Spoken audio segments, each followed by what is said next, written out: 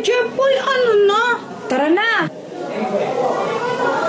Di ba nga pupunta tayo dun sa third floor, yung haunted room dun? Ayoko. Ano, takot ka siguro, no? Joanna, gawa-gawa lang yung kwento na yun, hindi yun totoo. Tsaka, tinatawad ako eh. Hay, naku Kuya Jeffoy, kunwari ka pa. Ang sabihin mo, takot ka lang. Takot ka sa multo.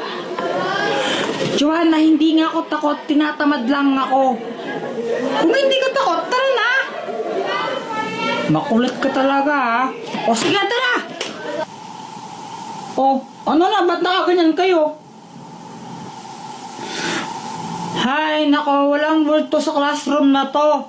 Okay, puro alikabok lang dito. Walang multo. Yung mesa usog! Hangin lang yan.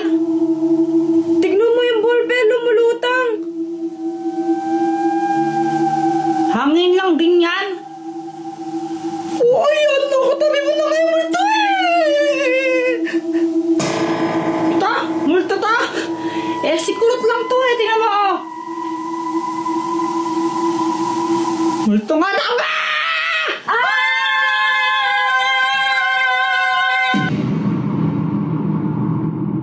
May submit ba tayo sa math? Wala man. Ay, buti na lang. Grabe, kasi I hate that subject talaga. As in, ewan ko ba, wala akong maintindihan doon.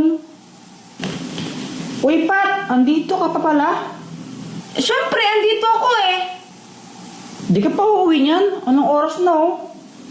Ayoko, natakot ako. Baka sundan ako ng multo eh. Oh, saan ka matutulog? Sa kwarto ni Joanna, sleepover kami. Yes, sleep over! Hay nako guys, yung multo kanina, doon lang yun sa school, di na yun makakasunod dito, ano ba kayo? Paano mo nasabi? Kuya nga, nakausap mo ba siya?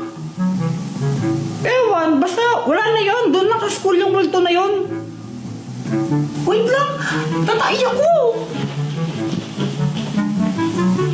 Hay nako Joanna, puro ka na lang tae.